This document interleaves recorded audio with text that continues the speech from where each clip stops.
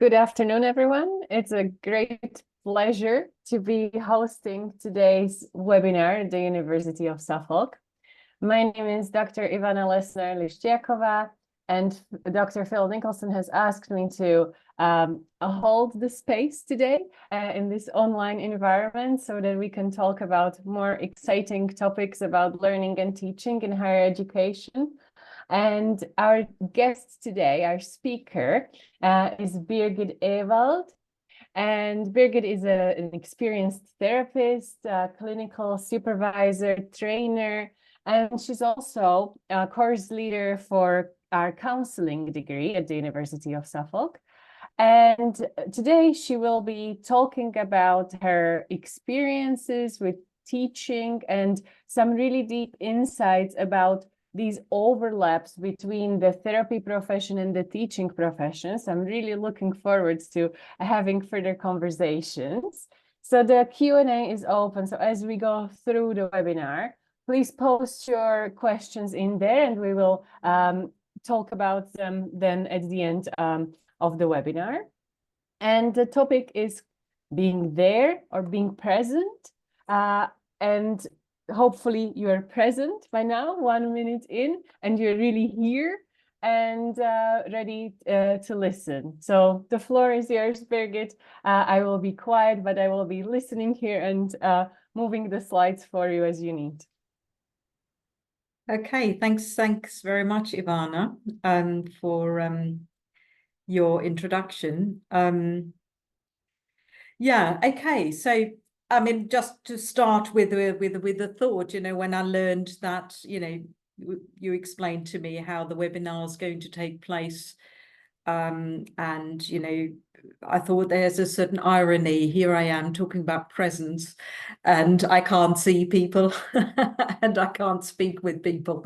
So, but there we go. So, it's an interesting concept. I hope I'll as I start and go through what I prepared, that all of you who are have tuned in are finding some of that too.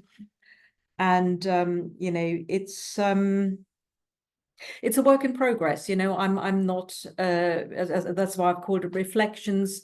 It's very much deliberations that come out of my practice of teaching counseling students.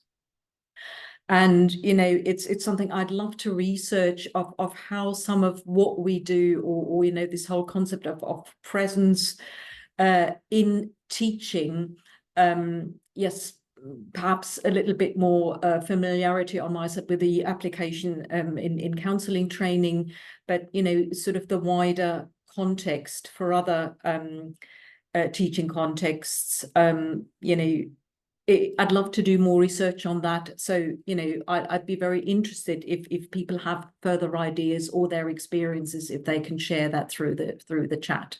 As I said, this is not a finished product. It's thinking and developing something I'm very interested in. Okay, so I'll let's just start to what the session is about. So just a session outline. If I can have the first slide. So we're looking at presence in the context of therapy. I want to explain a bit about the concept and what exactly is it I'm talking about, and where does it sit with within the therapy field. Then a brief introduction to some current research, and then the sort of transition. Okay, so how can we think this or start to think this for learning and teaching? Yeah. So presence in the context of therapy, just to give you a bit of background. Research undertaken by Assay and Lambert in 2000, it was a seminal piece of research, and basically emphasizing just how important the therapeutic relationship is, the relationship between client and therapist for positive therapeutic outcome. So, the results were 40% extra therapeutic specific client characteristic and outside events, 30% relationship variables found across therapies, 15% belief in treatment, 15% techniques. So again, I'm sort of whizzing through this. What this is telling us really, so what is effective in therapy is it's only 15% of techniques or a specific model, which is actually really interesting. Yeah, that's not where the effectiveness lies. 15% is also, I need to believe in that this is working for me. Yeah, the placebo effect is also a relatively small percentage. Then we have a relatively large, or the largest percentage, extra therapeutic factors. That means, clients live their lives while they're in therapy. They still go away from the sessions. They live their lives and have support networks, work. All these kind of factors do play a role in therapeutic outcome. So just living life, really, to say it very generally. But then the interesting factor was, and that's was that actually that it really mattered to clients what was happening in the relationship with their therapist, and whether that was working, whether they felt they could trust their therapist, that really mattered. So it's this piece of research did establish the therapeutic relationship as one of the key components for positive therapeutic outcome. So that's our context. Yeah.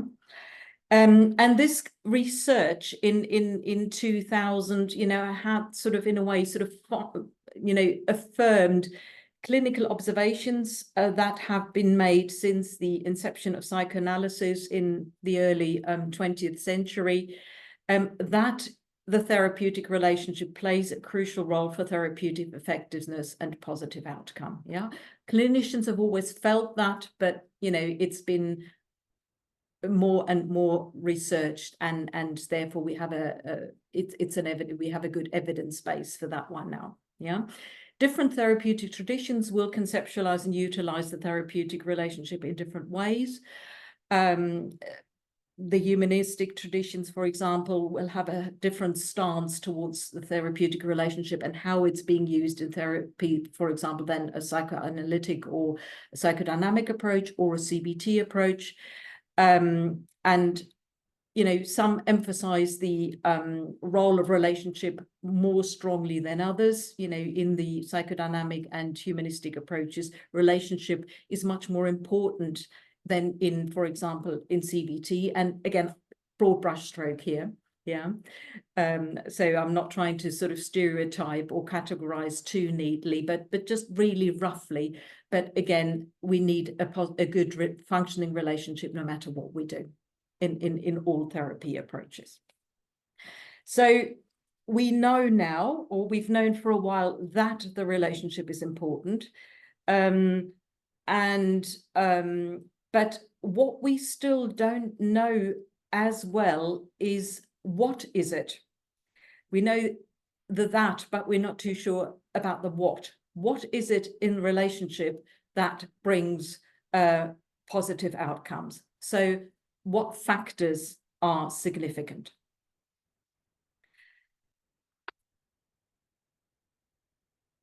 So we'll come to, I just want to introduce one specific approach to you, because often, Carl Rogers and the person-centered approach is familiar, or people have heard about it, and it's been his research has been really, I think, in the wider field has been quite impactful beyond his specific person-centered approach of therapy.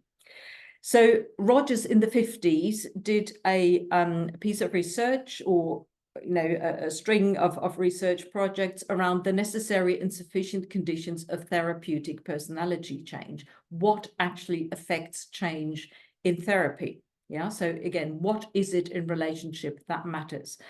And he established 6 key factors that facilitate change and growth, and 3 of which became known as the 3 core conditions. So we're talking about congruence, that relates, congruence is about the therapist presenting themselves as who they are in their own experience and awareness. Yeah, so it's being authentic is often, it's very close, and perhaps a word that we use more often in everyday language is being authentic. Congruence is something that sort of sits very close to that one. Yeah, relating to the therapist presenting themselves as who they are in their own experience and awareness. Then we have empathy. Yeah, the ability to understand the client's world as if it were their own. Yeah, putting yourself into somebody's shoes, but really quite substantially. Yeah, it's really sort of getting the other person. That's what empathy is about. And then we have this idea of unconditional positive regard, which denotes the therapist's acceptance of all aspects of the client. That means positive and negative in inverted commas. Yeah, just I'm not a huge fan of using these terms positive and negative in the context of therapy, but I think it gives a clearer idea of what we're talking about. On unconditional positive regard, I think I think is often misunderstood. It doesn't mean that we're just, it doesn't mean being nice, and it doesn't mean affirming or not challenging the client. It still means, and challenge simply means is questioning, and questioning doesn't mean challenge, doesn't mean it has to be aggressive or confrontational. It means questioning, but unconditional positive regard still doesn't mean we're affirming or agreeing with everything the client is, because if we did that as therapists, therapy would stop being helpful. Yeah, if we simply say, oh, everything is fine, then why are you here, really? Yeah, so I think often misunderstood. So these are the three core conditions, and then it is towards the end of his life. So lot of writing and researching and sort of expanding around the core conditions in the field of Rogers' lifetime, and then towards the end of his life, Rogers started to sort of realize, or he started to talk about that perhaps there was something else he hadn't mentioned. He was discovering through his clinical practice, and there was something else he hadn't written as much. I'm inclined to think that in my writing, perhaps I have stressed too much the three basic or the three core conditions. Perhaps it is something around the edges of those conditions that is really the most important element of therapy, when myself is very clearly, obviously present. And there's some other often quoted passages from Rogers where he unfolds that a little bit more, what this being present means. He uses those words, being present and presence. And this is really, so where a certain term was coined coming from Rogers and then sort of picked up, especially in the humanistic schools of therapy. So he started to discover something, and I just want to start to look a bit more into that one.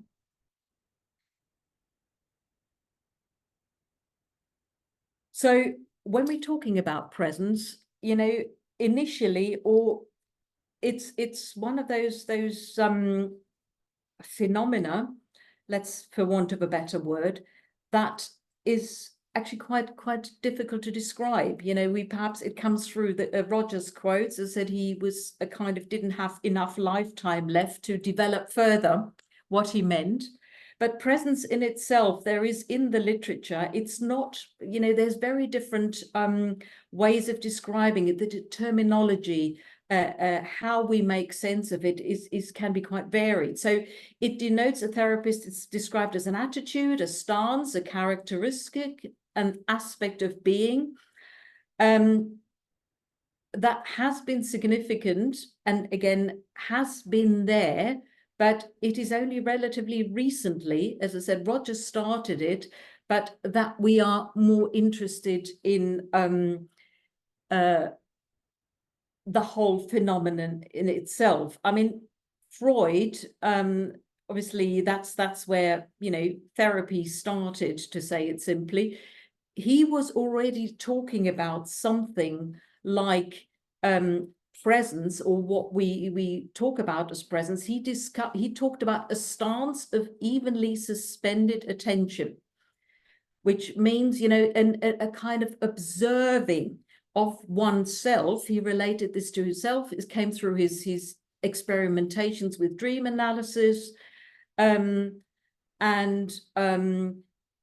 it's the observation of oneself and what happens in one's own internal life that belongs to oneself. But through our internal life, we may also pick up something about the person, the client, or the person we're in relationship with. So this acute sense of an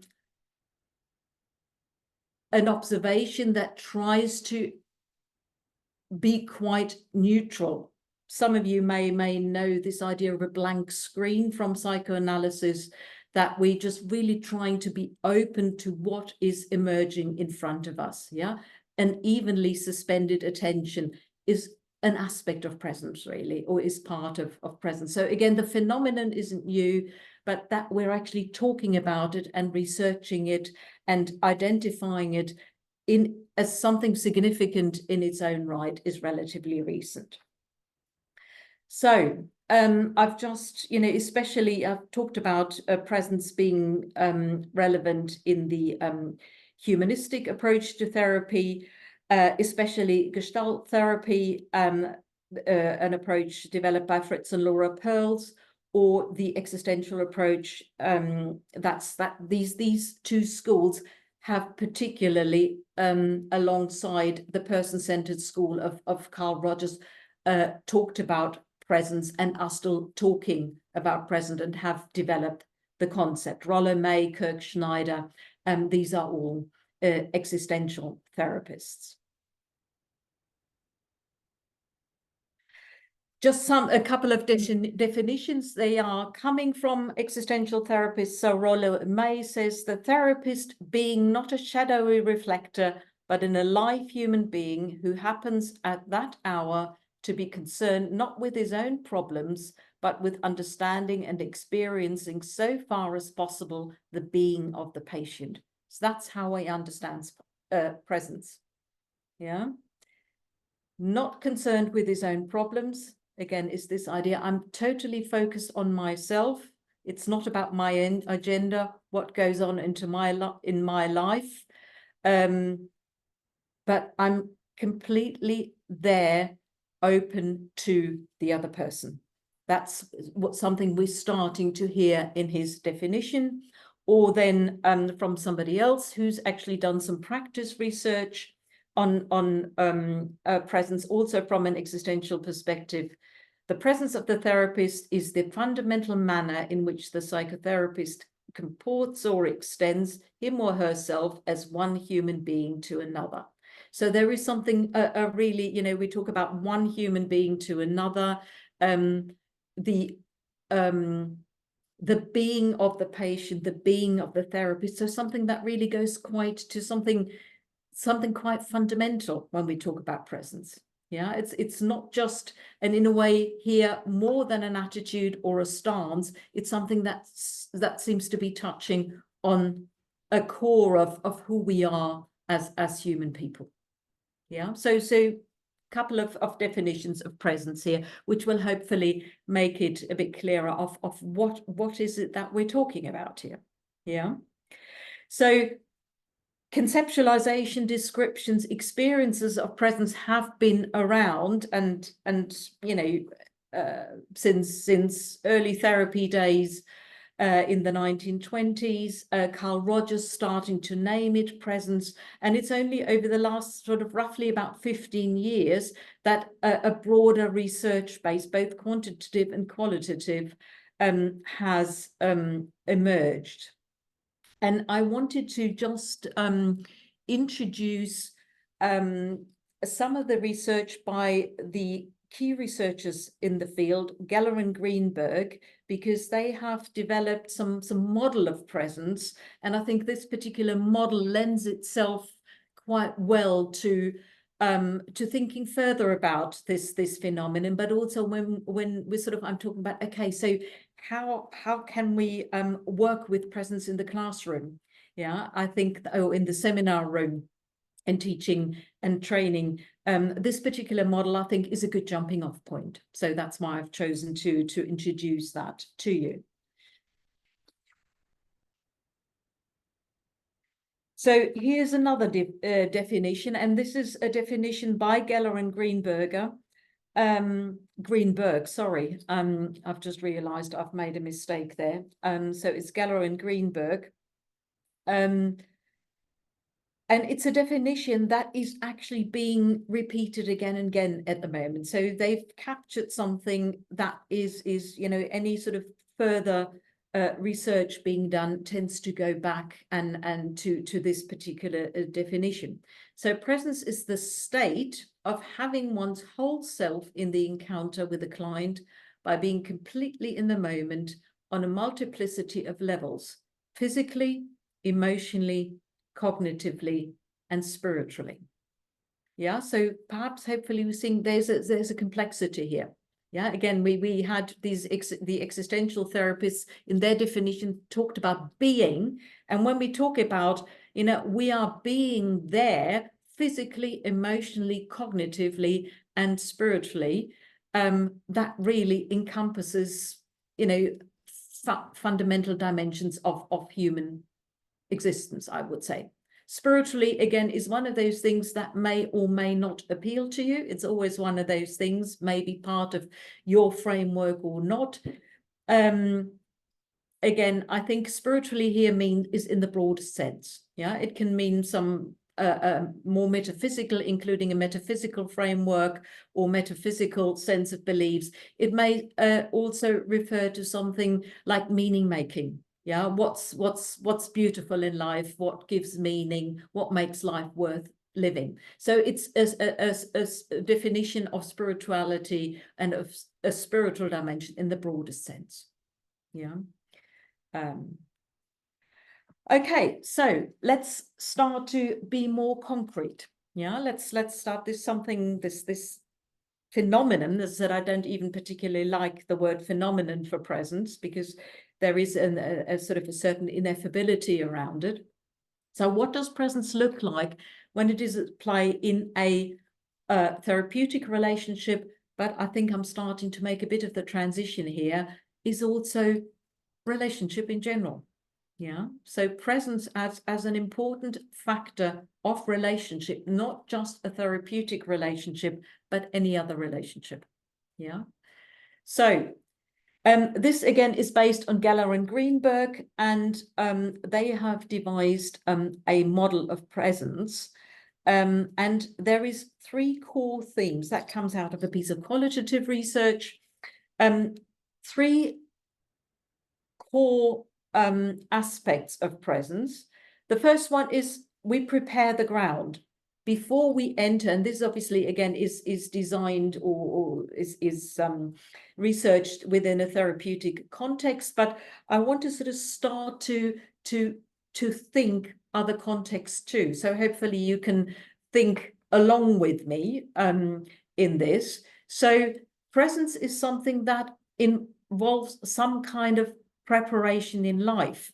For example, an element, and I'll come a bit more in more detail to that in the 3rd section, but we can prepare for presence certain aspects of self-care, nurturing, making sure we're looking after ourselves. Also, that may include how we our attitude towards growth and development. Yeah, awareness is an important factor in this for presence. How are we aware of ourselves and the world around us, and how are we nurturing and developing that? That means, how are we preparing? How are we being present in our everyday lives? Yeah, what kind of relationships? How do we live relationships? What beliefs, what values inform those kind of other life situations we move in, that's all can become a part of how we prepare ourselves for presence in therapy or in teaching. Yeah. So how do we enhance our own development and growth and in awareness? In session, there is certain ways of how we prepare.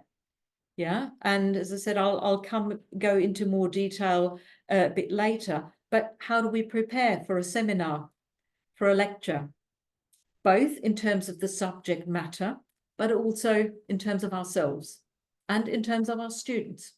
Yeah, again, this is for clients, but there are, I think, parallel processes there. Then what they found, there is a specific process. So we prepare ourselves both through how we live our lives. We prepare how we approach a specific present encounter, may that be therapy or learning and teaching. And there's a whole when we're actually in that situation and starting to be in relationship with somebody, there are sort of 3 core attitudes or core stances that are vital. One of us is receptivity, that we're receptive to the person or the people we are with. So it requires an openness on our part. And inwardly attuning means I'm aware, as I'm in relationship again with another person or with a group, that I have some awareness of what is actually going on in my own internal world. What do I think? What do I feel? And sometimes we have physical reactions to people, to situations. Yeah, that's very normal. But that kind of awareness of myself is this inwardly in tuning, because that also helps my sense of presence as I am in a specific situation right now. And then we have this extending and contact. So why inwardly in tuning is about my own internal world, the extending and making contact is obviously how do I relate, see, make contact, act, behave towards the people I am with. May that be a client or may that a group of students. Yeah, so that's all part of the process of presence, core themes and core areas that need consideration when I'm starting to reflect. So how am I being present and how can I enhance that? Yeah, my own openness, my own attunement to myself, and in a way, my attunement and readiness for other people. Yeah, so 3 important areas are that are part of this process of becoming present, but also of being present. Yeah, and then there is an aspect of what Geller and Greenberg's research showed certain levels of how presence is experienced by both clients and therapists. And there is an aspect of being grounded in the sense of I'm steady within myself. I'm not going here, there, and everywhere, both in my mind and in my emotions. Yeah, it's a kind of a certain centeredness and steadiness within myself.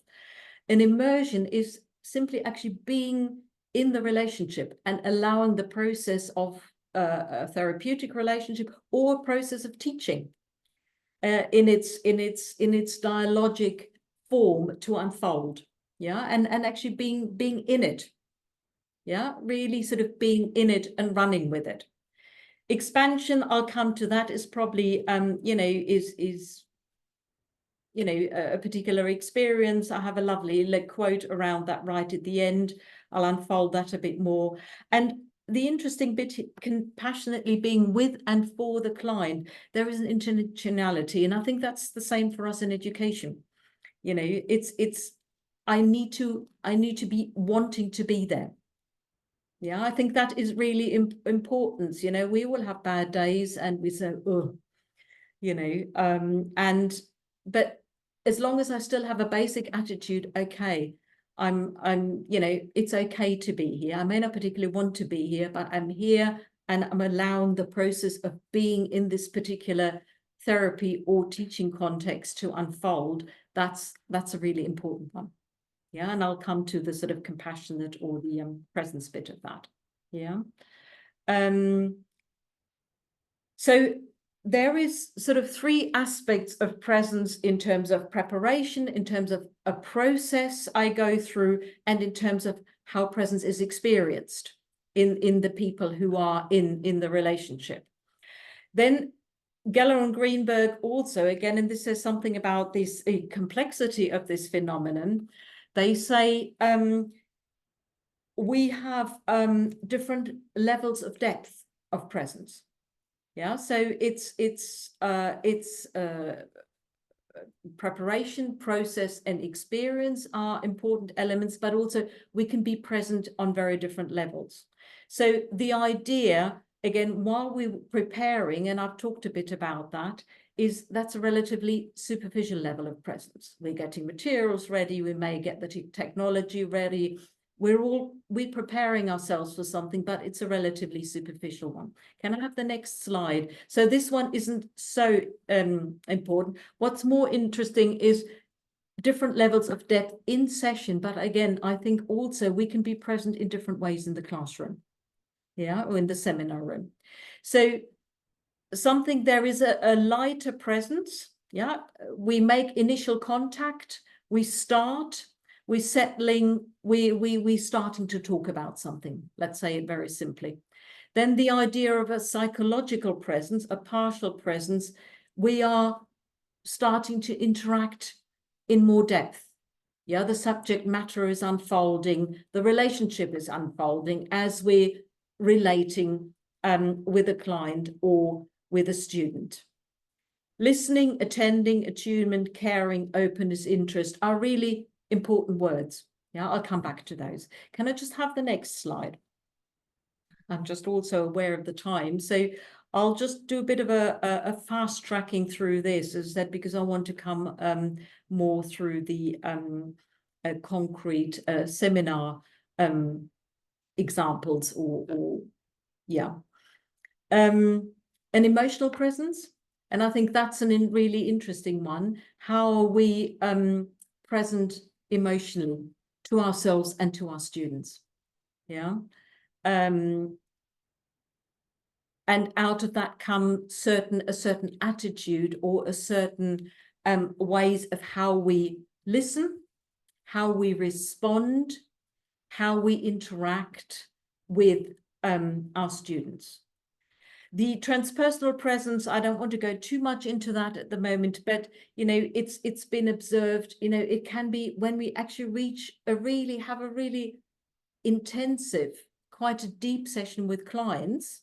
And I don't know what your experiences of teaching are, but I know I have, you know, when I'm really in it, the students are in it, and you come out and say, that was a fantastic session. Perhaps doesn't happen too often, but it does happen. You know, perhaps we are starting to touch on something that Geller and Greenberg start to describe, a transpersonal presence.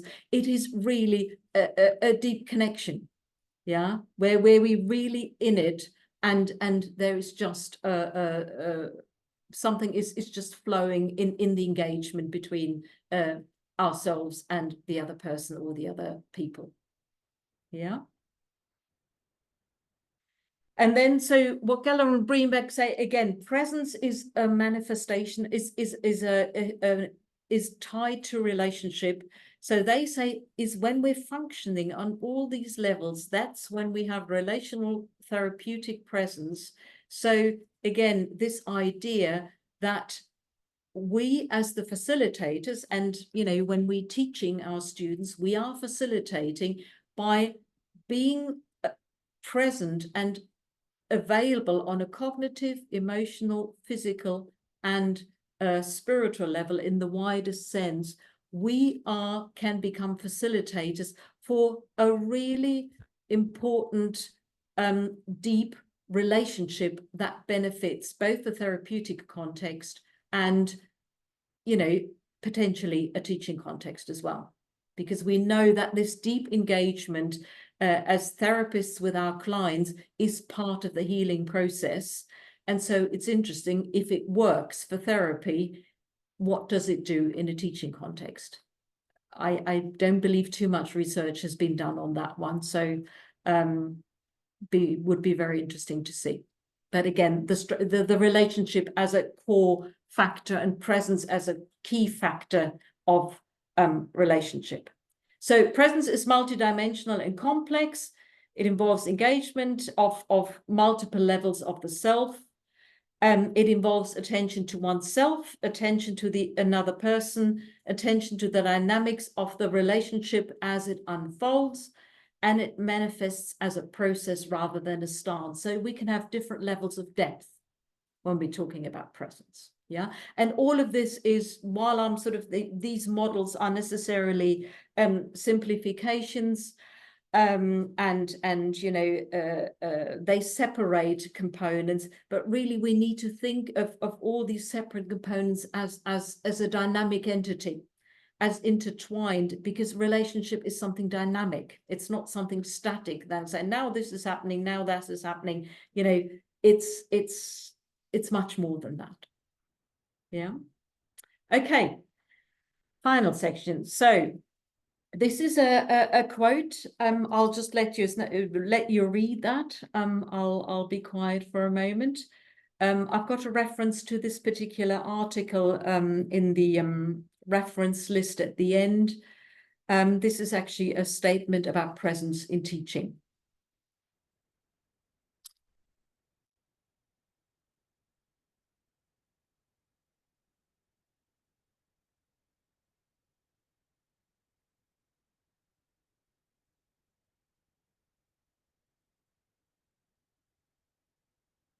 So again, an emphasis on, okay, let's not forget. Yes, of course, there's all sorts of things we need to targets need to be met, assessments need to be written, and you know, assessments are necessary, but also let's not forget about one of the key components, relationship. Yeah, if students, you may remember this from your own university or school days, you know, it was certainly for me, if I liked the teacher and if there was a good relationship, I would do better. Yeah, and I think research still confirms that. Yeah, so the relationship is still something that is actually really important in our teaching and learning, not just for therapy. Okay, and so therefore it's interesting to start to think, and as I said, from my point of view, is I'd love to do more research about this. So at the moment is just an exploration, and you know, hopefully, as I said, it's something you might be interested too. So how can we be present in teaching? Yeah, so I've talked a bit about our lives. So there is something about simply looking at how do we live our lives? How are we present to the people, to ourselves? How are we present in the relationships in our lives? And is there ways of how we can train ourselves to have more of that awareness of what's going on around us? Yeah, self-care, fostering self-awareness, meaningful relationships, meaningful activities, spiritual practice. You know, we have research, you know, that if people have some form of meditative or contemplative practice, that can help this whole process of stepping back, observing, becoming aware of what's going on around. So there is something about we can aid this process of becoming present in teaching through how what we do in our personal lives. In the seminar room, as I said before, an intentionality, how we become present in session, in the before we teach, an intentionality to be present for and with the students. I'm here, I may be tired, I don't want to be here, but I'm still here. And these people will come into the room, and I still want us to have some form of meaningful teaching experience, learning and teaching experience. Yeah. So for me, it's also a preparation for me as a lecturer, or, you know, or for us as the people who are facilitating a process of presence. It's also a kind of almost involves a bit of a checking in. So how I am today. How am I physically? How am I emotionally? What's going on in my head? And, you know, as I said, spiritually, it may be a dimension that's meaningful to you or not. It's always in there because it is meaningful to some people, but, you know, by all means, if that's not where you are, omit it. Yeah, then it's physically, emotionally, and cognitively. Yeah. So how am I? How am I feeling? I think there is something about checking in with oneself before I start a teaching session. That awareness of, am I tired? Am I feeling good? Am I not? Because students will pick it up. This is the sort of the therapy context, my therapy context coming in. Relationship happens on a conscious level of what we see, what we feel, what we know, but there is so much that's happening under the surface. And, you know, if I'm tired and I'm sort of don't have a lot of energy, there's some way my students may feel it, even if I make a real effort. Yeah. So but it's always that idea, the more I am aware of myself, the more I can also have a choice of how much I bring that into the room or not. I can be very tired. I know I'm tired, so therefore I can compensate differently. Whereas if I don't know I'm tired, I might start to snap or I get irritated and all those kind of fun things we do. Yeah. So it's part of this preparing the ground for presence. How do I feel internally? I've just said. And so we become open and receptive. Yeah, that's actually really important. This intentionality, saying, I'm here, I've got these people here, and how am I meeting them? Yeah, they are different. Every student is different. How can I be open? How can I make sure I have a constructive relationship with each of the people in their room and with what they will bring to this seminar with me? Yeah, the idea of bracketing is again really important. Is a therapy term, but I think it's something important. I try to do for my teaching again is I notice how I am, but it is not something I will tell the students. Yeah, because that's just not, I may say something personal every now and again when it's relevant to the theme. I know how I am. I notice that for myself, and then I shelf it, so to speak, and I make sure I can actually be fully receptive to the students. It's not about me, it is about the students and our teaching and learning together and my subject matter. Yeah, so the idea of bracketing is actually really important, that I don't stand there and talk 5 minutes about how tired I am. Or, I mean, you know, I think most of us wouldn't do that anyway. But again, it's that deliberate effort of being aware of what's going on in my own internal world and not suppressing it. Yeah, because when I suppress it, there's every chance it will come out in unconscious ways. But if I know I'm not, you know, or I know I'm, you know, something's going on in my life, you know, which things happened for all of us, things go on, or we're worried about the kids, dropping them off at school, or goodness knows, you know, that gets bracketed. And now I'm here focusing on the subject matter, and I'm becoming aware of the people I am working with right now. Yeah, so that's about sort of preparing the ground for presence. I'm just aware of the time. I'll try to yeah, I think I'll be another 5 minutes, Ivana, will that do? Yeah, okay. So again, receptivity, how is as we starting to interact, as we're starting to teach, an openness, an accepting stance, cognitively, emotionally, and kinesthetically, you know, that we actually sometimes if we have students who, you know, students come with all sorts of moods and in all sorts of shapes and sizes. And I may actually feel if a student perhaps is more confrontational or they're in a bad mood, I can feel things, you know, may feel I'm starting to cramp up a bit, or my shoulders are starting to feel tense because there's something aggressive coming across. You know, all these things, what comes from the students will affect me in the relationship with them. But there is, and it is a challenge, but there is something about being aware of that, because as soon as I'm aware of it, I become less reactive. Yeah, if I realize this student is starting to sound stroppy, I can step back and say, okay, what's going on for them, rather than, ooh, they're being stroppy with me, or they're annoyed with me, or any of those kind of things. Yeah. So presence, what's going on with the students? How am I reacting towards that is really important. And how do I stay balanced?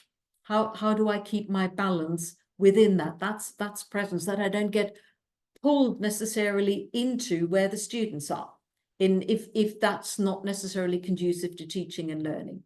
Yeah, we all bring our personal stories, and presence really in some form is not to get pulled into the students' personal stories, so we can stay focused on the subject matter, but also we can keep on being in the relationship with them and for them in a constructive way. And that may be that we're realizing the student is stroppy. So after the session, I say, look, you seem different today. What's the matter? Do we need to meet for a tutorial? Yeah, it depends a bit on, I don't know how you conduct your relationships with your students, but it being this kind of awareness of how are the students, how are they in relationship with me, and how may I respond? That's being present. And maybe therefore, if I pick up that something's going on in the student's life, they have a chance to talk to me, and hopefully they can trust me enough that they will tell me something about it that will then improve my relationship and the context of teaching in the classroom. Because as we all know, if you have one disruptive person, one grumpy person, it all affects each other. We're all, and presence is about not getting pulled into all of this. And also, if we stay calm and not get drawn, it will have an effect on our students. Yeah. It makes a difference. So in that sense, not to underestimate what we can do as facilitators of presence, or if we in the presence mode of how that may affect the learning and teaching context. Yeah.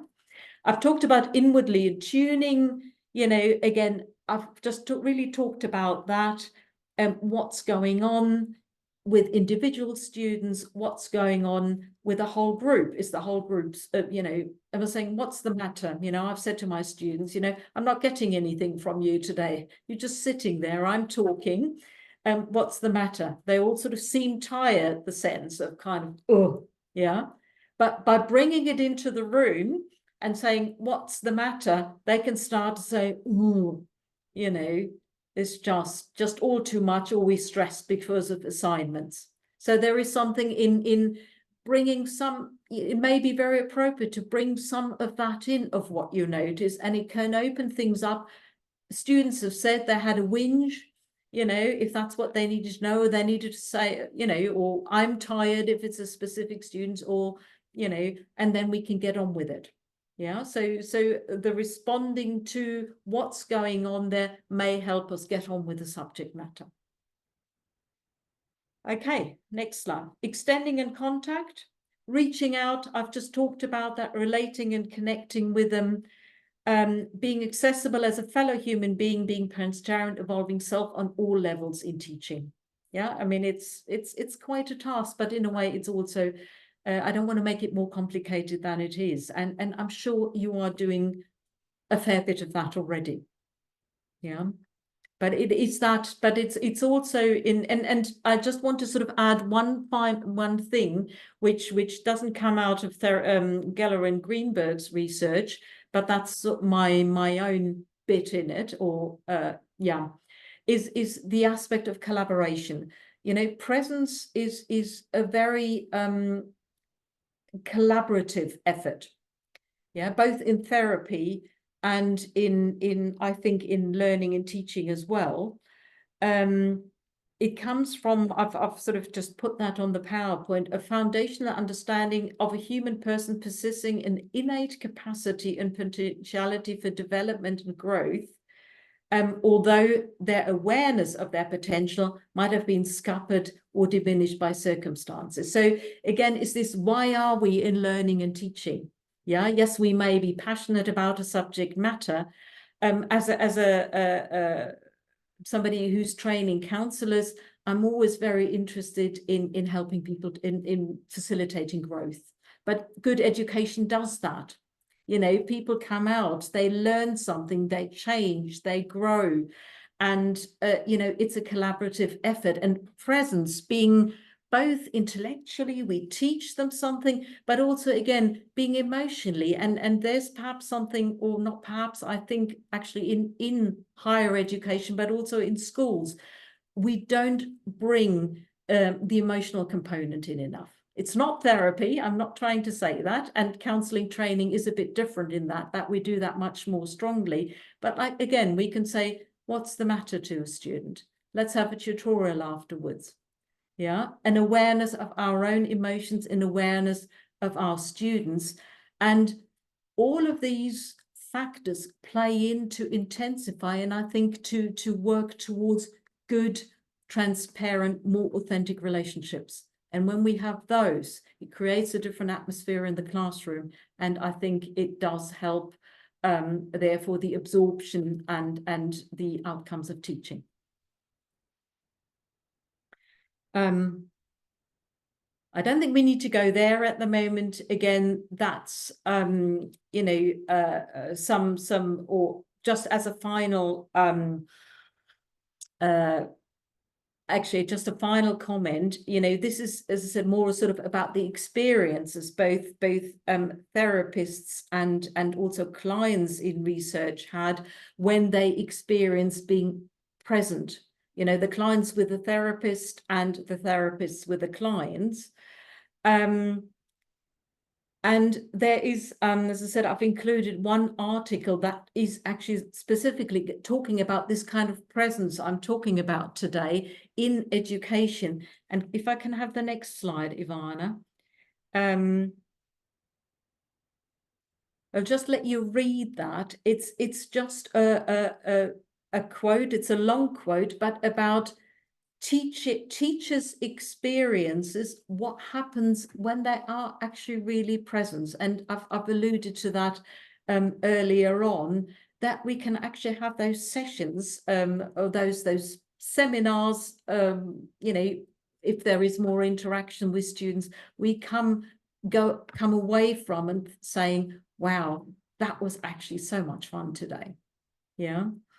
And just a bit in terms of, you know, this is a lovely quote, I thought, about, you know, what teaching can be and what can it mean. It's not always like that, and they're probably the rarer moments, but it is about presence in teaching and the experience for both those who teach and those who participate and collaborate in the teaching and learning the students. And obviously, you know, it's a mutual endeavor. So we learn, I would say, I always learn something from my students, you know. I facilitate something, but I also learn something from my students. And I'll stop here. And yeah, thank you for listening.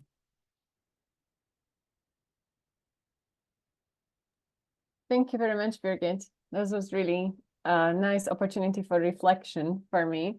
We have people in the audience. We don't have anything yet in the chat or in the Q&A, but I have some questions. And I was thinking as you were talking with some parallels around inclusive education, inclusive pedagogical approaches, and how this is really important if we want to embrace that idea of inclusion, just really listening to everyone and being present. So, and that made me think of maybe the concept of active listening. Is that similar to presence? I think actually that's I'm glad you're mentioning that. I think that's a very good, it's a technique, isn't it? Active listening. And active listening, I think, is such a lovely, simple way of being present. Nice. And that made me think that how important it is that those values that are in the background of the different techniques or teaching methods we might be applying. And you were saying that the overall attitude or the relationships, that's more important than the methods that we apply. Yeah. So that was really nice and reassuring to say. I was wondering about the growth mindset and just being open to always growing and changing yourself, right? So it's accepting that I don't know, and I would just have to keep evolving all the time and just try to be the best version of myself for every single session that I'm going to be teaching. That can be scary sometimes. Yeah, I would agree. I actually really, that's great. You know, I think you're bringing up such important sort of aspects there. It's you know, openness, but also the not knowing, you know, which is such an important and, you know, aspect of therapeutic listening, you know, and especially in the existential school of therapy, or the humanistic schools of therapy. You go in there, well, I think psychoanalytic as well, or psychodynamic in a way. You go in there with that openness. You just don't know what the client is bringing, so you just run with it. And this dispensing of one's own agenda, it's a very interesting one. In teaching, obviously we have an agenda, we're trying to teach something, but I think in terms of the relationship, we have an agenda in terms of subject matter. Yeah, we need to teach something, but in terms of our agenda for the persons people we relate with, we don't. We have that openness to what our students bring, what questions, what attitudes, what emotions, what, you know, and see what happens and unfolds. And like you said, it can be quite scary, but it's worth it, I think. Yeah, nice. Thank you. Well, maybe one more thing that I kept thinking about was okay, there's the presence that we need to develop this capacity to be present, I guess, or and the willingness. And how is it for our students? How do we help them to be present as well? Because it's mutual, right? Yeah. That's a really good question. On one level, like I said, I gave this example, if we can we can pick it up there and then. What's going on? You're not saying, you're so quiet today, or you're very lively today. Or I sometimes will come again, you know, just I will come into the room and I know I've sort of made me laugh, and I sort of start laughing, and I said, look, it's just so interesting. You're really all huddling up in that corner over there. What's going on? You know, and then they roll their eyes and say, ooh, counselor training, you know, do we have to reflect on this again? But by bringing it into the room, you spotting something, you address it. But also I have sometimes, you know, when they get, you know, I will sometimes do a simple breathing exercise, you know, and usually the students are, you know, are open to that. You know, it may sometimes be a bit daft, and okay, but they get used to it. I say, look, if you don't want to do this, don't. I give them the space to opt out, and that usually does the trick. Yeah, but a breathing exercise when they're, you know, in when they're busy assessment times or something, and I say, let's just start. I do a check-in. How are we? Tell me in 3 words how you are this morning. And then they say stressed, tired, fed up. And then if I get enough of those, you know, if it's 1 or 2, fair enough. I'll try to keep an eye on those 2 and see how they are. But if I get a general sense from the whole class that they're actually really a bit stressed and down, I have actually said, okay, let's just start with a bit of focusing and just do a simple breathing exercise. Feet on the ground, listen to your breath. Very simple, brings us back into bodies, present moment, bodies. As soon as we're in our body, we're here, we're out of our heads, and it hopefully helps the teaching and learning. Then they're more receptive. Nice. Thank you for the practical tips. I think that sometimes we need that because we know that, oh, I should be doing something. What do I do? So having some strategies to handle the situations that we notice, I think that can be really useful. We have a comment in the Q&A about checking in with yourself and being aware where you are as a tutor before the class starts. That was very interesting. as tutors we may be doing some of that on a subconscious level, but it's just important to become more conscious about it and leave it at the door, the comment says. Yeah, no, absolutely. As I said, I'm a great fan to make a starting point with what people already know and already do. And like I said, I'm sure this is not rocket science in a way. Yeah, let's not make it complicated than it is. So I think a lot of it is probably you're doing a lot of this already in your teaching, but it's the awareness of it. Nice. Thank you so much, Birgit, for today's talk. It was, as I said, really nice place to reflect and to be present. And I hope that we will be able to do more of that, just being present about our presence as well.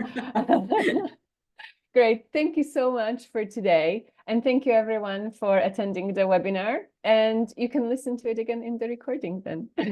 Thank you, everyone. Bye. Thank you, Birgit. Thanks, everyone. Bye.